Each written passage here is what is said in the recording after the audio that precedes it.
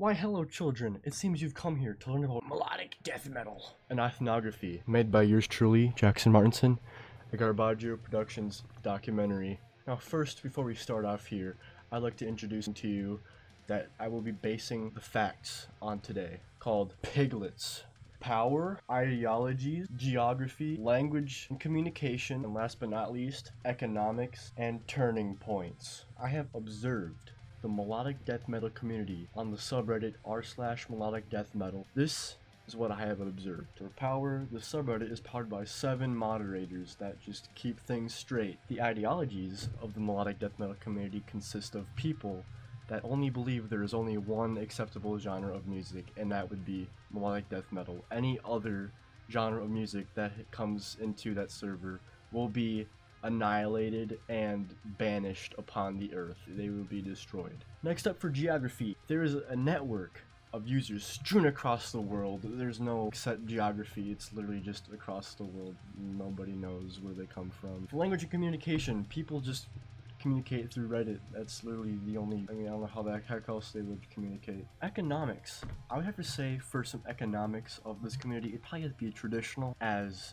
everyone just contributes to like one big whole, and there's like one small center of power, which those would be those moderators. Next up, turning points. All you need to know about it is that the creation of melodic death metal in 1993, and thus nobody else cares about turning points. Now, I don't know what I'm talking about anymore, so I'm gonna have my friend here explain to you the successes and shortfalls of melodic death metal. What's up, boneheads? I'm here to talk about the successes and shortfalls on the Piglet scale of melodic death metal. Now first, I'm gonna talk about the successes of melodic death metal. It's got a really large fan base, strewn out all across the world, mainly Scandinavia because that's where all the most bands come from. It's really huge in Scandinavia because everyone is angry in Scandinavia. They got that Viking blood in them, you know what I'm saying?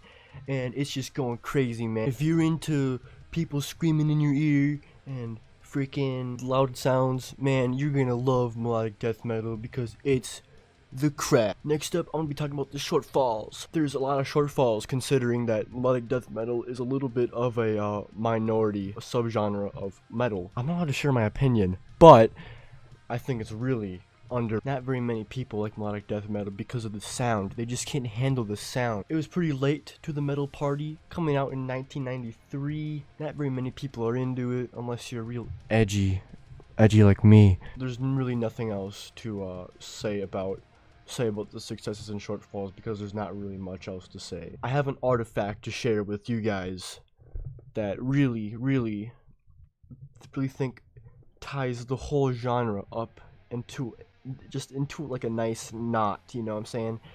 That would have to be a keyboard. Melodic death metal cannot be a thing without keyboard, synthesizers. It just ain't nothing. Keyboards make melodic death metal great. Absolutely amazing.